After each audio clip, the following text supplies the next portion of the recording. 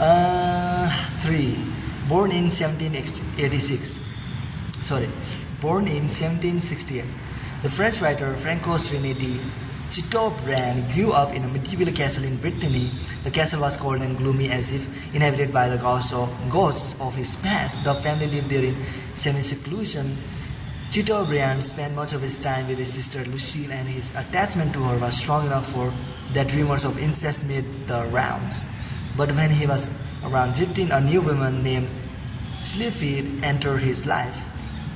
A woman he created in his imagination, a composite of all the heroines,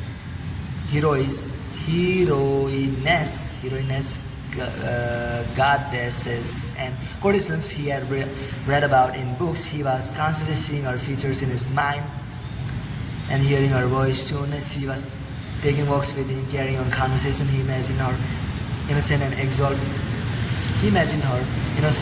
exalted. Yet they would sometimes do things that were not so innocent. He carried on this relationship for 2 whole years until finally he left for Paris and replaced Sleaford with women of flesh and blood.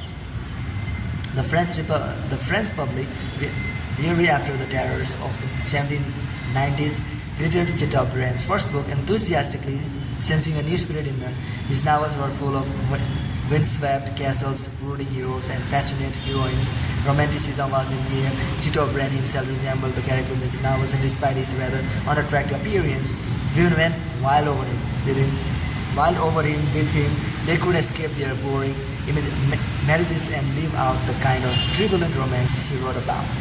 Chateaubriand's nickname was the Enchanter, and although he was married and an ardent Catholic, the number of his affairs increased with the years. But he had a restless nature. He traveled to the Middle East, to the United States, all over Europe. He could not find what he was looking for anywhere, and not the right woman either. After the novelty of an affair wore off, he would leave. By 1807, he had had so many affairs and still felt so unsatisfied that he decided to retire to his country estate called Valley of Slopes. He filled the place with trees from all over the world, transferring the grounds into something out of one of his novels. Then he began to write the memoirs that he envisioned would be his masterpiece. By 1817, however, Chateaubriand's life had fallen apart. Money problems had forced him to sell Valley of Slopes. Almost 50, he certainly felt old. His inspiration dried up. That year he visited the writer Madame de Staël, who had been ill and was now close to death. He spent several days at her bedside along with her closest friend Juliette Récamier. Madame Récamier's affairs were infamous. She was married to a much older man, but they had not lived together for some time. She had broken the hearts of the most illustrious men in Europe, including Prince Metternich, the Duke of Wellington, and the writer Benjamin Constant. It has also been rumored that despite all her flirtations, she was still a virgin. She was now almost 40, but she was the type of woman who is youthful at any age, drawn together by their grief over the Chatel's death. She and Chateaubriand became friends. She listened so attentively to him, adopting his moods and echoing his statements, that he felt that he had at last met a woman who understood him. There was also something rather ethereal about Madame Récamier, her walk, her voice, her eyes. More than one man had compared her to some unearthly angel. Chateaubriand soon burned with the desire to possess her physically. The year after their friendship began, she had a surprise for him. She had convinced a friend to purchase Valley of Slopes. The friend was away for a few weeks, and she invited Chateaubriand to spend some time with her at his former estate. He happily accepted. He showed her around, explaining what each little patch of ground had meant to him, the memories the place conjured up. He felt youthful feelings welling up inside him, feelings he had forgotten about. He delved further into the past, describing events in his childhood. At moments, walking with Madame Récamier and looking into those kind eyes, he felt a shiver of recognition, but he could not quite identify it.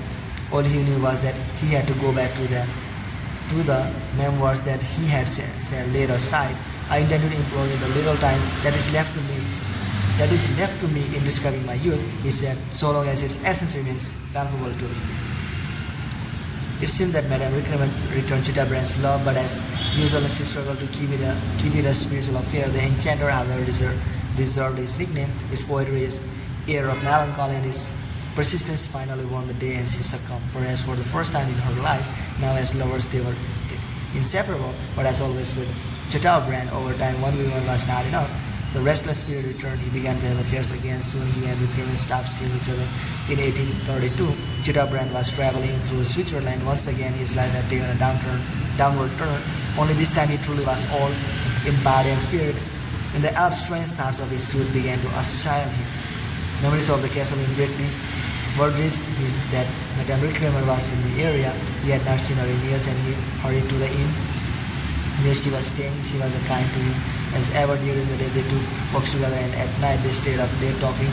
One day Chitterbrand told Wickraman he had finally decided to finish his memoirs, and he had a confession to make. He told her the story of Sylphide, his imaginary lover. When he was growing up, he had once hoped to meet a Sylphide in real life, but the women he had known had paled in comparison. Over the years he had forgotten about his imaginary lover, but now he was an old man, and he not only thought of her again, he could see her face and hear her voice. And with those memories, he realized that he had in fact met Sylphide in real life. It was Madame Wickraman. The face and voice were close. More important, there was the calm spirit, the innocent, virginal quality. Reading to her the prayers to Sylphide he had just written, he told her he wanted to be young again, and seeing her had brought his youth back to him. Reconciled with Madame Wickraman, he began to work again on the memoirs, which were eventually published under the title Memoirs from Beyond the Grave. Most critics agreed that the book was his masterpiece. The memoirs were dedicated to Madame Wickraman, to whom he remained devoted until his death in 1848. Interpretation. All of us carry within us an image of an ideal type of person whom we yearn to meet and love. Most often the type is a composite made up of bits and pieces of different people from our youth, and even of characters in books and movies. People who influenced us inordinately. A teacher, for instance, may also figure that traits have nothing to do with superficial interests. Rather, they are unconscious, hard to verbalize. We search our hardest for this ideal type in our adolescence. When we were more realistic, often our first loves have more of these traits than our subsequent affairs. For Chitterbrand, living with his family in their secluded castle, his first love was his sister Lucy, whom he adored and idealized. But since love with her was impossible, he created a figure out of his imagination who had all her positive attributes: nobility of spirit, innocence, courage. Madame Wickraman could not have known about Chitterbrand's ideal type, but she did know something about him well before she ever met him. She had read all of his books, and his characters were highly autobiographical. She knew of his obsession with his lost youth, and everyone knew of his endless and unsatisfying affairs with women. His hyper-restless spirit. Madame Wickraman knew how to mirror people, entering their spirit, and one of her first acts was to take Chitterbrand to Ox Loops, where he felt he had left part of his youth alive with memories. He regressed further into his childhood to the days in the castle. She actively encouraged this. Most important, she embodied a spirit that came naturally to her, but that matched his youthful ideal, innocent, noble kind. The fact that so many men fell in love with her suggested that many men had the same ideals. Madame Wickraman was Lucille's Sylphide. It took him years to realize it, but when he did, her spell over him was complete. It is nearly impossible to embody someone's ideal completely, but if you come close enough, if you evoke some of that ideal spirit, you can lead the person into a deep seduction. To effect this regression, you must play the role of the therapist, get your therapist to open up about their past, particularly their former lovers, and most particularly their first love. Pay attention to any expression of disappointment, how this or that person did not give them what they wanted. Take them to places that evoke their youth. In this regression, you are creating not so much a relationship of dependency and immaturity, but rather the adolescent spirit of first love. There is a touch of innocence to the relationship. So much of adult life involves compromise, conniving, and a certain toughness. Create the ideal atmosphere by keeping such things out, drawing the other person into a kind of mature weakness. Considering a second virginity, there should be a dreamlike quality to the affair, as if the target were reliving that first love, but could not quite believe it. Let all of us this unfold slowly. Each encounter revealing more ideal qualities. The sense of reliving a past pleasure is simply impossible to resist. 4. Sometime in the summer of 1614, several numbers of England's upper nobility, including the Archbishop of Canterbury, met to decide what to do about the Earl of Somerset, the favorite of King James I, who was 48 at the time. After 8 years as a favorite, the young Earl had accumulated such power and wealth and so many titles that nothing was left for anyone else. But how to get rid of this powerful man? For For the time being, the conspirators had no answer. A few weeks later, the king was inspecting the royal stables when he caught sight of a young man who was new to the court, the 22-year-old George Villiers, a member of the lower nobility. The courtiers who accompanied the king that day watched the king's eyes following Villiers, and so with what interest he asked about this young man. Indeed, everyone had to agree that he was a most handsome youth with the face of an angel and a charmingly childish manner. When news of the king's interest in Villiers reached the conspirators, they constantly knew they had found what they had been looking for, a young man who could seduce the king and supplant the greater favorite. Left to nature, though the seduction would never happen, they had to help it along. So without telling Villiers of their plan, they befriended him. King James was the son of Mary Queen of Scots. His childhood had been a nightmare. His father, his mother's favorite, and his own regents had all been murdered. His mother had first been exiled, later executed. When James was young, to escape suspicion, he played the part of a fool. He hated the sight of a sword and could not stand the slightest sign of argument. When his cousin Queen Elizabeth I died in 1603, leaving no heir, he became king of England. James surrounded himself with a bright, happy young man and seemed to prefer the company of boys. In 1612, his son Prince Henry died. The king was so inconsolable. He needed distraction and good cheer, and his favorite, the Earl of Somerset, was no longer so young and attractive. The timing for seduction was perfect. And so the conspirators went to work on Villiers under the guise of trying to help him advance within the court. They supplied him with a magnificent wardrobe, jewels, glittering carriage, the kind of things the king noticed. They worked on his riding, fencing, tennis, dancing his skills with birds and larks. He was interested in the art of conversation, how to flatter, tell a joke, sigh at the right moment. Fortunately, Villiers was easy to work with. He had a naturally buoyant manner, and nothing seemed to bother him. That same year, the conspirators managed to get him appointed the royal cupbearer. Every night he poured out the king's wine so that the king could see him up close. After a few weeks, the king was in love. The boy seemed to crave attention and tenderness, exactly what he yearned to offer. How wonderful it would be to mold and educate him, and what a perfect figure he had. The conspirators convinced Villiers to break off his engagement to a young lady. The king was single-minded in his affections and could not stand competition. Soon James wanted to be around Villiers all the time, for he had the qualities the king admired: innocence and a light-hearted spirit. The king appointed Villiers gentleman of the bedchamber, making it possible for them to be alone together. What particularly charmed James was that Villiers never asked for anything, which made it all the more delightful to spoil him.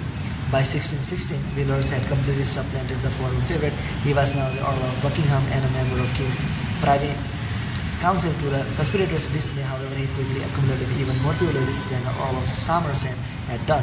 The king would call him sweetheart in public, fix his double let's calm his hair, jealously protected his favorite, anxious to preserve the young man's innocence. He tended to the youths where every whim, in effect, became his slave. In fact, the king seemed to regress whenever Steenie, his nickname for Villiers, entered the room. He started to act like a child. The two were inseparable until the king's death in 1625.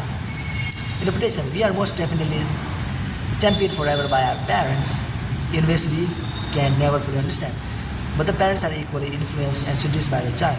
They may play the role of the protector, but in the process they observe the child's spirit and energy, relive a part of their own childhood, and just as the child struggles against sexual feelings towards the parent must suppress comparative erotic feelings that lie just beneath the tenderness they feel. The best and most insidious way to seduce people is often to position yourself as the child.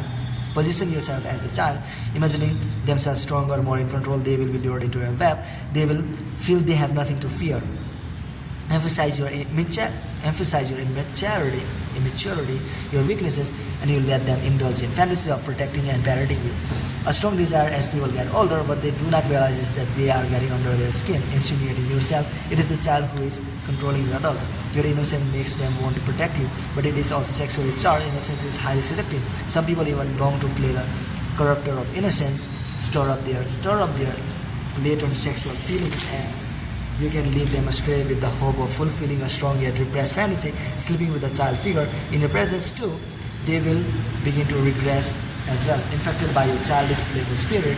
Most of this came natural to Villiers, but will probably have to use some calculations. Fortunately, all of us have strong childish tendencies within us that are easily accessed and exaggerated and make your gesture seem spontaneous and unplanned. Any sexual element of your behavior shoots in innocent, inconscious, like willers. Don't push for favors. Parents prefer to spoil children who don't ask for things but invite them in their manner. Seeming non-judgmental and uncritical of those around you will make everything you do seem more natural and naive.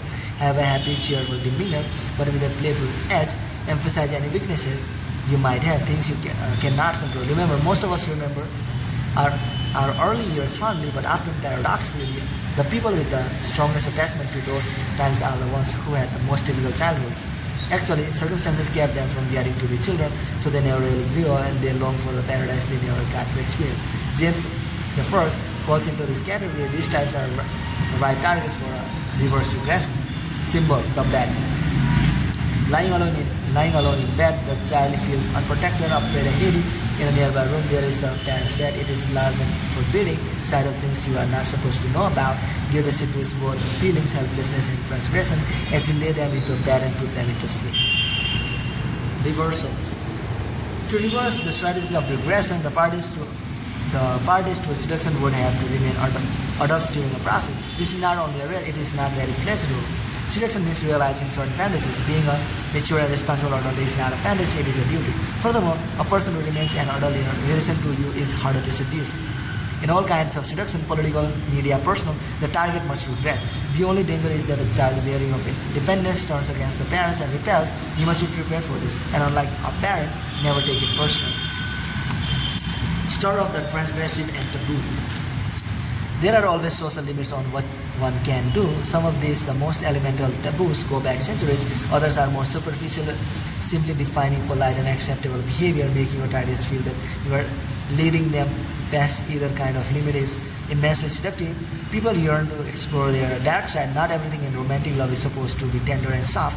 Hint that you have a cruel, even sadistic streak. You do not respect age differences, marriage vows, family lies. Once the desire to transgress draws your target to you, it will be hard for them to stop. Take them further than they imagine. The shared feelings of guilt and complicity will create a powerful bond. The lost self.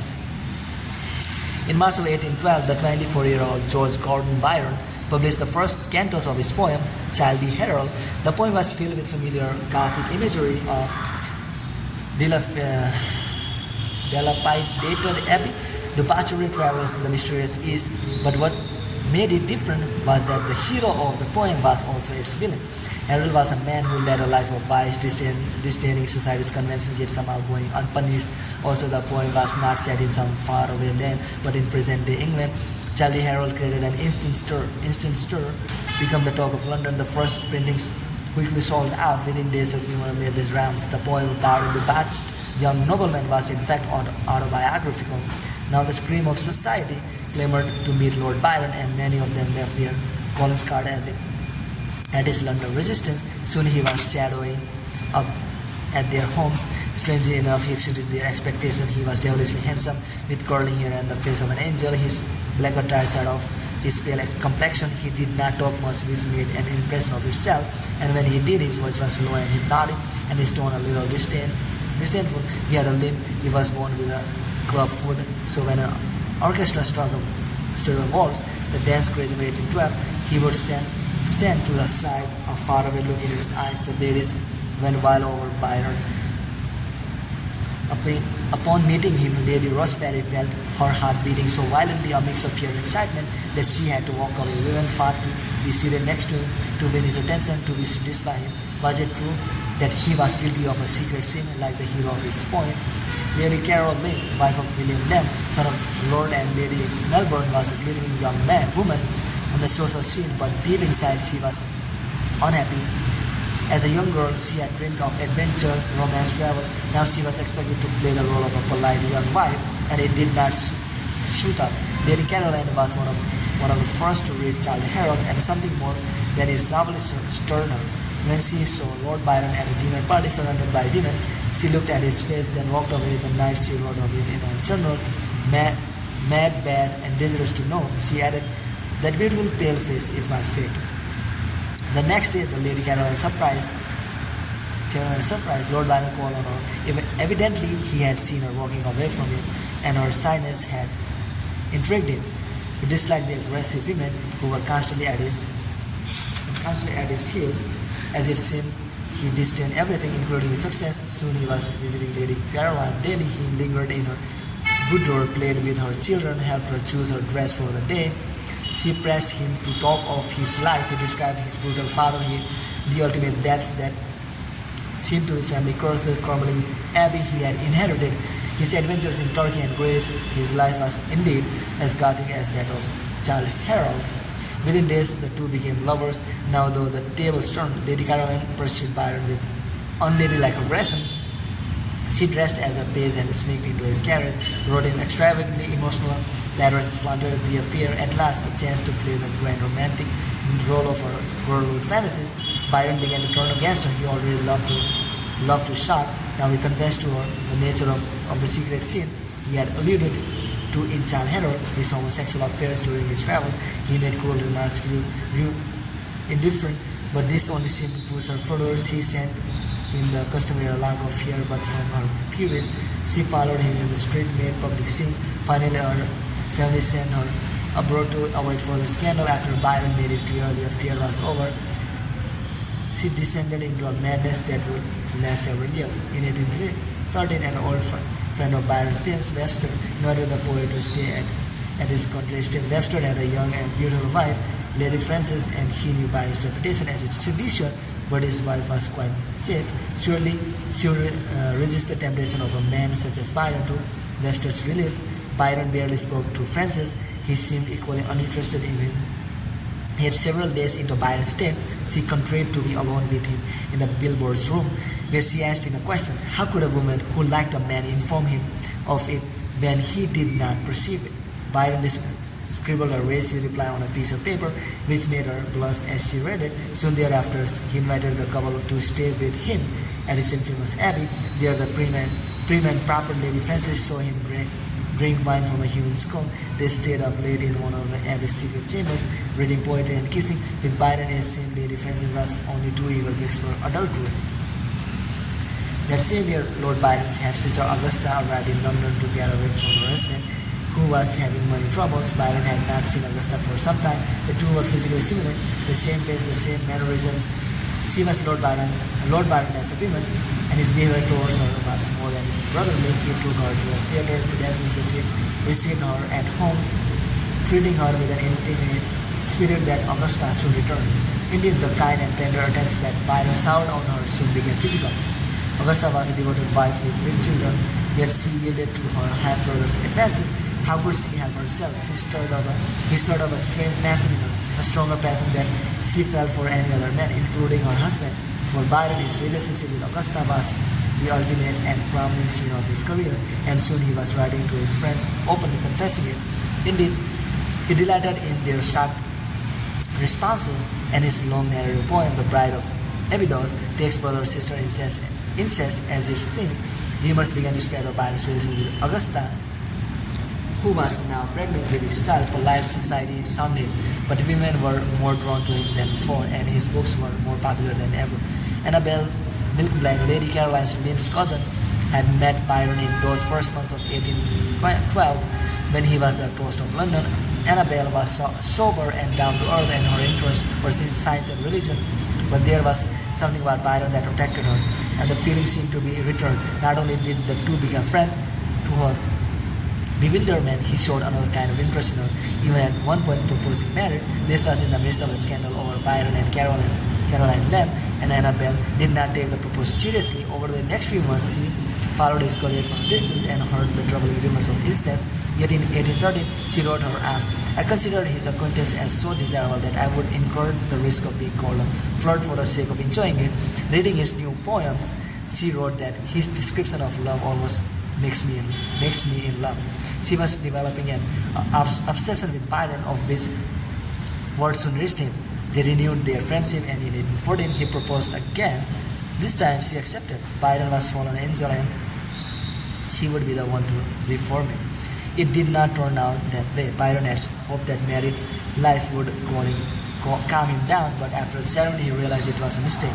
He told Annabel, now you will find that you have married a devil. Within a few years, the marriage fell apart. In 1816, Byron left England, never to return. He traveled through Italy. For a while, everyone knew his story, the affairs, the incest, the cruelty to his lovers. But whenever he went, Italian women, particularly married, noble women, pursued him, making it clear in their own way how prepared they were to be the next Byronic victim. In truth, the women had become the aggressors. As Byron told the poet Shelley, no one has been more carried off than poor dear me. I've been ravished more often than anyone since the Trojan War.